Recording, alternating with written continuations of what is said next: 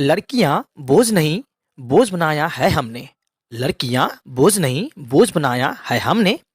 सती से लेकर बाल विवाह दहेज बनाया हमने है।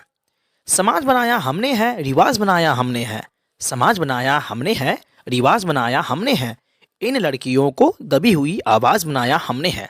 नमस्ते मेरे प्यारे दोस्तों, कैसे हैं आप लोग। टाइम पास नहीं के चैनल में आप लोग का स्वागत है। मैं आशा करता हूं कि आप लोग अच्छे होंगे और अपनी तैयारी में लगे होंगे। तो चलिए, मैंने जो एक न्यू सीरीज स्टार्ट किया था और मैंने आपको बताया था कि मैं आपको संपूर्ण हिंदी व्याकरण को बेसिक से एडवांस तक पढ़ाऊंगा।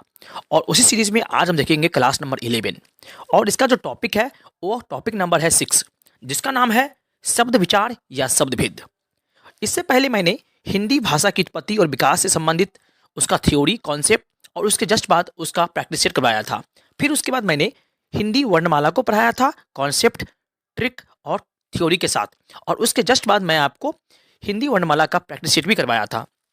और उसके बाद मैं आप लोगों को विराम चिन्ह पढ़ाया था और उसके बाद मैं इसका प्रैक्टिस सेट करवाया था।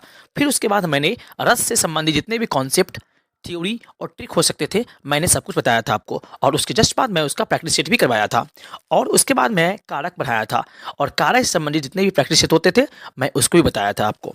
तो चलिए, आज हम देखेंगे शब्द विचार का संपूर्ण निचोड़।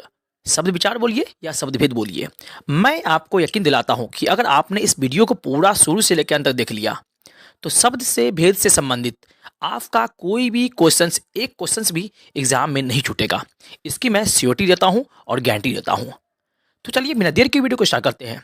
अगर आपको वीडियो अच्छा लगे तो प्लीज मेरे चैनल को सब्सक्राइब कर लीजिएगा और संपूर्ण हिंदी साहित्य का इतिहास बेसिक से एडवांस तक पढ़ने के लिए आप हमसे जुड़ जाइएगा।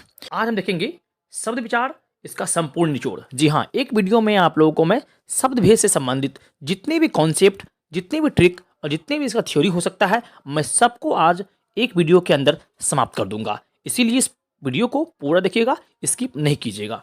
तो चलिए देखते हैं शब्द भेद। तो देखिए, हिंदी भाषा में शब्दों के वर्गीकरण के 4 आधार है। कितने आधार है? हिंदी भाषा में शब्दों के वर्गीकरण के 4 आधार है। अब कौन कौन से आधार है? तो पहला है अर्थ की दृष्टि से शब्द भेद। अर्थ की दृष्टि से शब्द भेद। दूसरा है व्युत्पत्ति, रचना या बनावट के आधार पर शब्द भेद। तीसरा है प्रयोग के आधार पर शब्द भेद। उसके बाद अगला है जो 4 नंबर है, उत्पत्ति या स्रोत के आधार पर शब्द भेद। चलिए, हम एक एक करके सबको अच्छे से समझते हैं, देखते हैं। तो सबसे पहले जो आता है मेरा अर्थ के आधार पर शब्द भेद। चलिए पहले इसको समझते हैं अच्छे से। पहले तो अर्थ के आधार पर जो शब्द भेद होते हैं, इसमें क्या होता है? तो अर्थ के आधार पर शब्द के 2 भेद होते हैं। कितने भेद होते हैं? 2 भेद होते हैं अर्थ के आधार पर शब्द के। पहला है सार्थक शब्द, दूसरा होता है निरर्थक शब्द। हम बारी बारी से इस टर्म्स को समझते हैं कि सार्थक शब्द किसको कहते हैं और निरर्थक शब्द किसको कहते हैं। चलिए, तो सबसे पहले जो आता है मेरा सार्थक शब्द, वे शब्द जिनसे कोई सार्थक यानी कि सही अर्थ निकलता हो उसे हम सार्थक शब्द कहते हैं, है ना। यानी कि ऐसा कोई शब्द जिससे क्या हो, वह मीनिंगफुल हो, यानी कि वह कहीं ना कहीं किसी न किसी को डिनोट करे या फिर कहे तो मीनिंग दे, है ना, मतलब निकाले, तो उसी को बोलते हैं हम सार्थक शब्द। जैसे समझिए, नीम, व्यक्ति, कमल और दीन, इन सब का क्या है? एक मीनिंग है, ठीक है। इन सब का क्या है? एक अर्थ है, इसीलिए यह है सार्थक शब्द। चलिए अब आगे देखते हैं। और आगे अब देखते हैं सार्थक शब्द के भेद कितने होते हैं, ठीक है। फिर इस भेद को हम समझेंगे। हम सब सीक्वेंस से चलेंगे, लाइन से चलेंगे, इसीलिए आप धैर्य रखिए, आपको संपूर्ण निचोड़ इसका मिलेगा। चलिए अब हम देखते हैं सार्थक शब्द के निम्न भेद होते हैं। तो सार्थक शब्द के 4 भेद माने गए हैं। कितने माने गए हैं? 4 भेद मुख्यतः माने गए हैं, ठीक है। मुख्य रूप से आपको 4 भेद ही देखने को मिलेगा। इससे पहला होता है समानार्थक शब्द या फिर पर्यायवाची शब्द। क्या होता है? समानार्थक शब्द बोलते हैं या पर्यायवाची शब्द बोलते हैं, इसको इंग्लिश में बोलते हैं सिनोनिम्स। अब सेकेंड में आता है विपरीतार्थक शब्द, और इसको क्या बोलते हैं? विलोम भी बोलते हैं, या विपरीतार्थक बोले या विलोम बोले, ठीक है। इसको बोलते हैं इंग्लिश में एंटोनिम्स। चलिए उसके बाद है एकार्थी शब्द और चौथा है अनेकार्थी शब्द। अब चलिए हम सबको बारी बारी से समझते हैं कि समानार्थक शब्द क्या होता है, विपरीतार्थक शब्द क्या होता है, एकार्थी क्या होता है, अनेकार्थी क्या होता है। तो सबसे पहला है मेरा समानार्थक शब्द। समानार्थक शब्द होता क्या है? तो वैसा शब्द जो अलग अलग होते हैं लेकिन जिनका अर्थ समान या एक जैसा होता है उसे हम समानार्थक या पर्यायवाची शब्द बोलते हैं।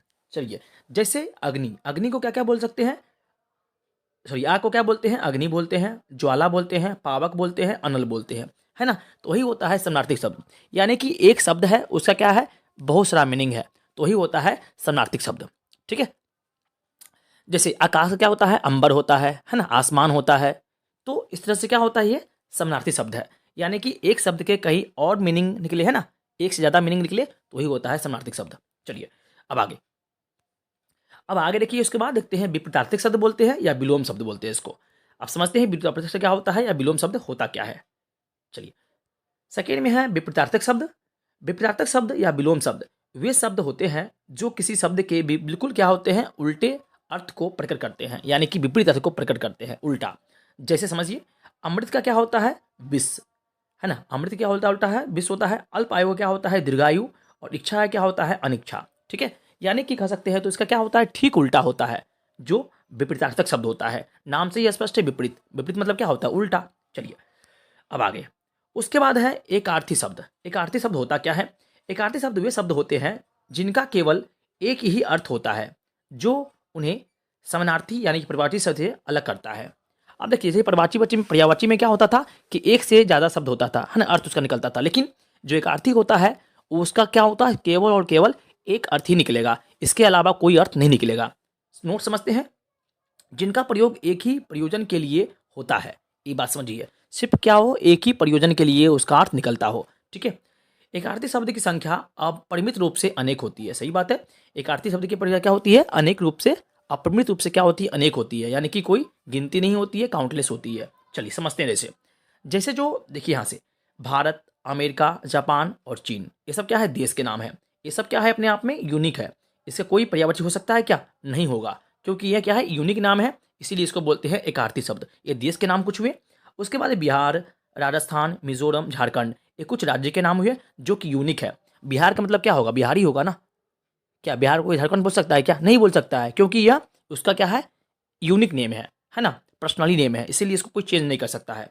अब आगे, उसके बाद पीला, हरा, गुलाबी, बैंगनी और काला, ये सब रंग के नाम है, और सब क्या क्या है, एक विशेष नाम है ना, इसका पर्यायवाची शब्द नहीं हो सकता है, इसीलिए ये क्या होगा, ये एक आर्थी शब्द हो जाएगा। ठीक है, चलिए अब समझते हैं हम आगे और देखते हैं इंपॉर्टेंट क्वेश्चंस को। देखिए, अब आगे उसके बाद है अनेकार्थी शब्द। मैंने बताया था 4 भेद होते हैं।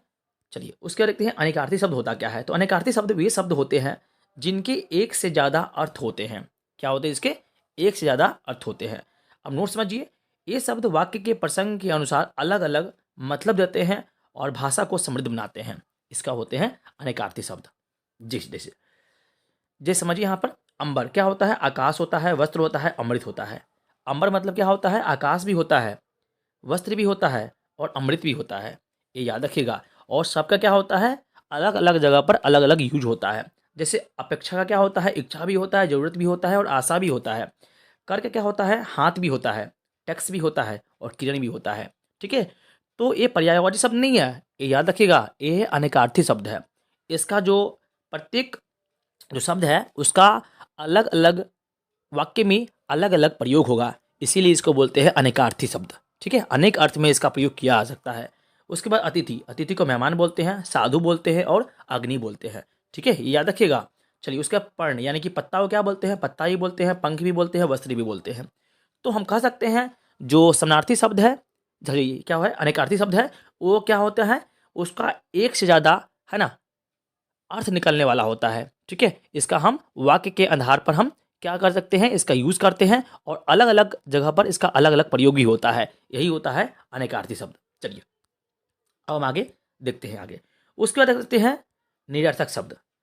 वे शब्द जिनका कोई अर्थ ना निकल रहा हो, जो शब्द अर्थहीन हो, उसे हम निरर्थक शब्द कहते हैं। सही बात है, जिसका क्या हो, कोई अर्थ ना निकले, उसी को बोलते हैं निरर्थक शब्द। जैसे देना वेना, ये क्या होता है, मुक्का बुक्का, खाना वाना, कुछ होता है क्या, मतलब नहीं, तो यही होता है निरर्थक शब्द।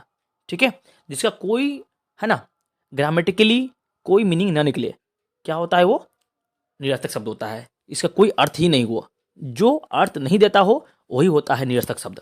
चलिए अब हम आगे की ओर बढ़ते हैं, देखते हैं और महत्वपूर्ण टॉपिक को। चलिए देखते हैं अगला, जो सेकेंड मेरा होता है रचना या उत्पत्ति के आधार पर शब्द भेद।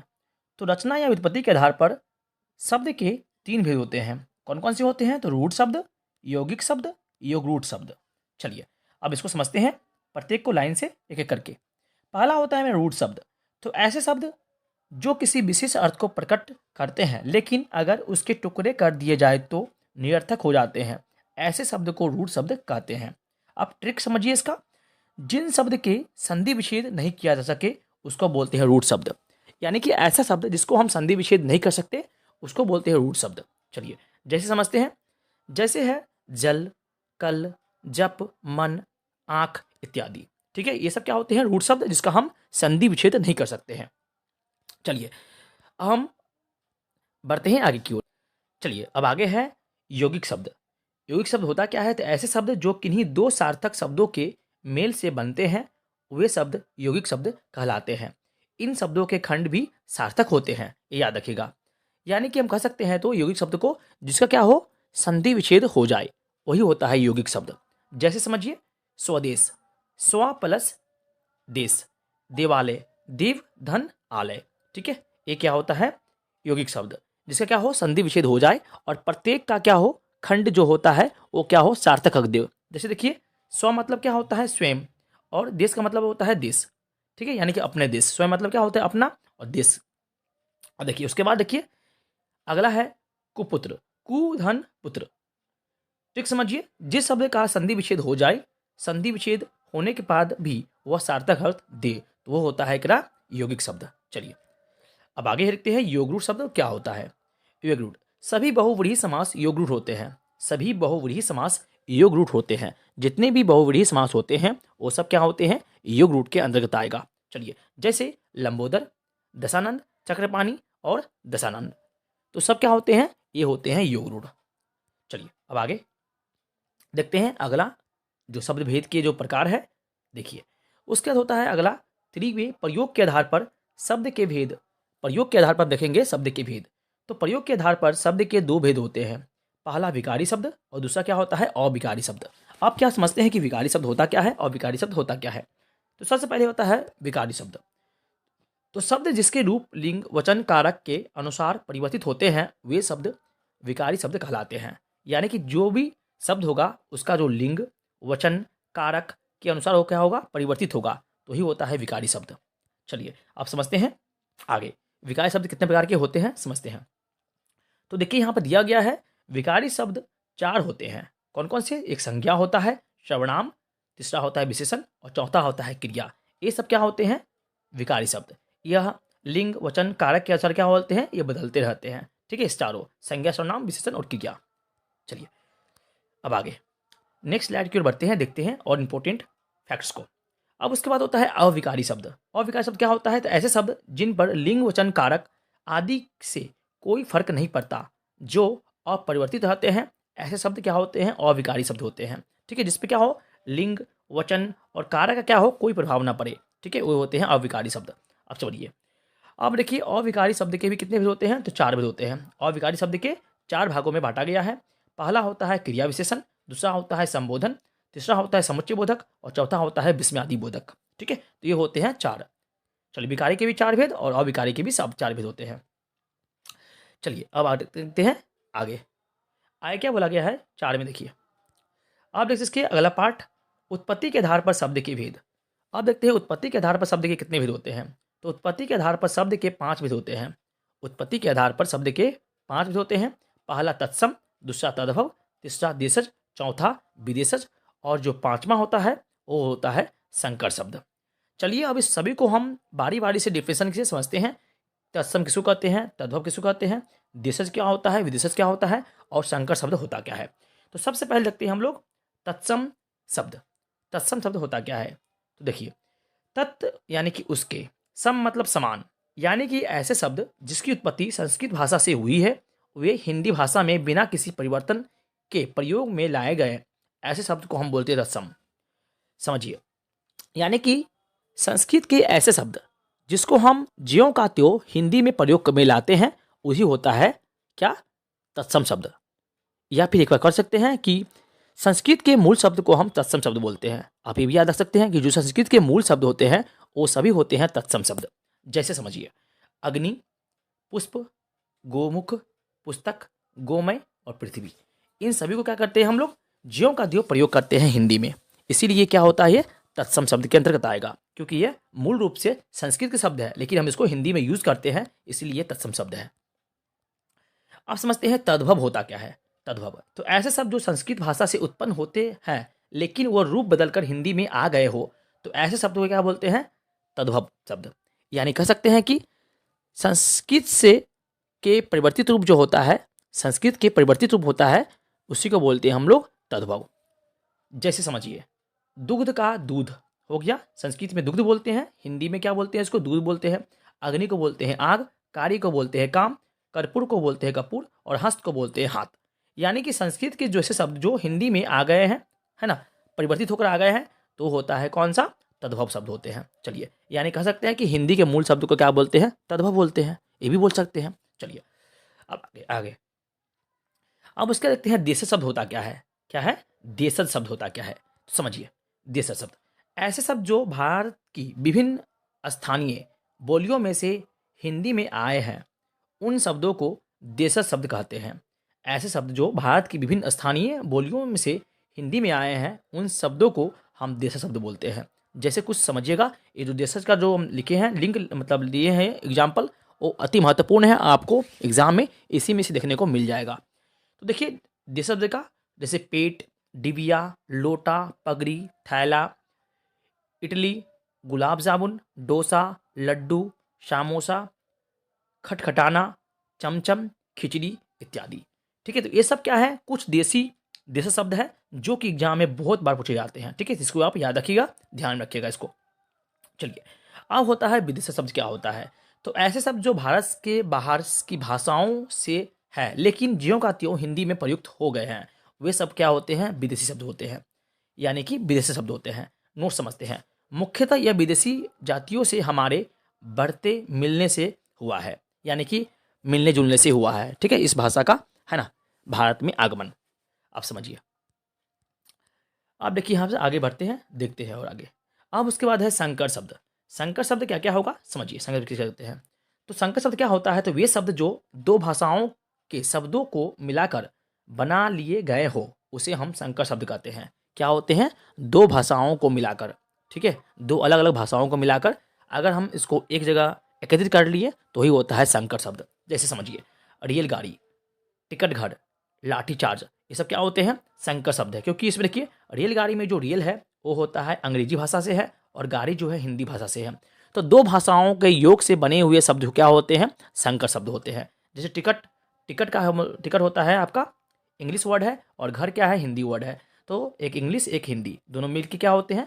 संकर शब्द का निर्माण करते हैं। चलिए, अब देखते हैं हम लोग कुछ आगे, हिंदी और फारसी भाषा के संकर शब्द, यानी कि हिंदी और फारसी भाषा के संकर शब्द। जैसे मच्छर दानी, मच्छर जो है हिंदी का शब्द है, और दानी क्या है? फारसी शब्द है, यानी कि मच्छरदानी। उसके बाद चाल क्या है? हिंदी शब्द है, और बाज क्या है? फारसी शब्द है। रिराज महल, ये सब क्या है? ये सब है हिंदी और फारसी के मिश्रित क्या है? संकर शब्द। चलिए आगे, अब समझते हैं आगे, हिंदी और अंग्रेजी भाषा के मेल से बने संकर शब्द। क्या? हिंदी और अंग्रेजी भाषा के मेल से बने संकर शब्द कौन कौन है? जैसे जेल, यात्रा। तो जेल यात्रा हो गया, इसमें जो जेल है वो कौन सा है? आपका इंग्लिश का वर्ड है, और यात्रा क्या है? हिंदी का वर्ड है, तो जेल यात्रा। जैसे लाठी चार्ज, तो लाठी हिंदी शब्द है, और चार्ज क्या है? अंग्रेजी भाषा का है, तो लाठी चार्ज। जैसे टिकट घर, तो टिकट इसमें क्या है? अंग्रेजी का है, और घर क्या है? हिंदी का है, तो टिकट घर।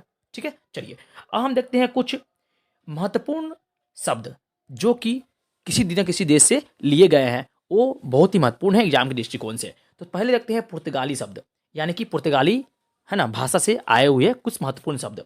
जैसे आचार, आलपिन, कारतूस, गमला, चाबी, तिजोरी, तौलिया, फीता, साबुन, तंबाकू, कॉफ़ी और कमीज। ये सब जितने भी शब्द मैंने आपको बताया है, ये सब है पुर्तगाली भाषा के शब्द। ठीक है, चलिए उसका देखिए अगला है तुर्की भाषा के शब्द कौन कौन से हैं? तो कैंची, चाकू, तोप, बारूद, लाश, दारोगा, बहादुर। ये सब क्या है? ये है आपके तुर्की भाषा के शब्द है। कौन कौन से? कैंची, चाकू, तोप, बारूद, लाश, दरोगा और बहादुर। ठीक है, चलिए आगे। उसके बाद है फारसी भाषा के शब्द।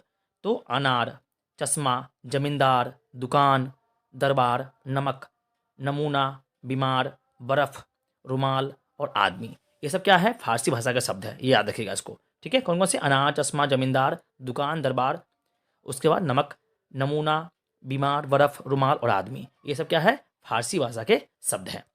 चलिए अब आगे देखते हैं। अब देखते हैं कुछ अंग्रेजी भाषा के शब्द। समझिए कौन कौन से अंग्रेजी भाषा के शब्द हैं। तो ये है college, pencil, radio, television, doctor, letter box, pen, ticket, machine, cigarette और साइकिल। ये सब क्या है? अंग्रेजी भाषा के शब्द है। ये सब बहुत इंपॉर्टेंट शब्द है, इसीलिए आप इसको ध्यान रखिएगा, इसको स्क्रीनशॉट ले लीजिएगा, इसको ये बहुत ज़्यादा काम आएगा आपको आगे।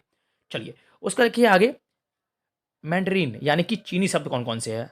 तो तूफान ये चीनी शब्द है, लीची, चाय और पटाखा ये सब क्या है? चाइनीज़ शब्द है। ठीक है, यानी कि चीनी भाषा के शब्द हैं। कौन कौन से? तूफान, लीची, चाय और पटाखा। उसका देखते हैं जापानी शब्द कौन कौन से हैं। सिर्फ और सिर्फ रिक्शा है क्या? जापानी शब्द, जो कि बहुत ही फेमस है और हम लोग अपने दैनिक जीवन में कह सकते हैं तो बहुत ज़्यादा यूज़ करते हैं रिक्शा वर्ड को। चलिए तो चलिए यहाँ पे आपके सबसे महत्वपूर्ण कॉन्सेप्ट जो मैंने आपको पढ़ाया था शब्द भेद से संबंधित, मैंने सब कुछ पढ़ा चुका हूँ। अब यकीन मानिए कि अगर आपने इसको अच्छे से देखा होगा तो आपको एग्जाम में इसके अलावा कोई और क्वेश्चंस देखने को नहीं मिल सकता है, इसकी मैं गारंटी लेता हूँ। तो चलिए आज के लिए इतना ही, तब तक थैंक यू। जय हिंद, वंदे मातरम।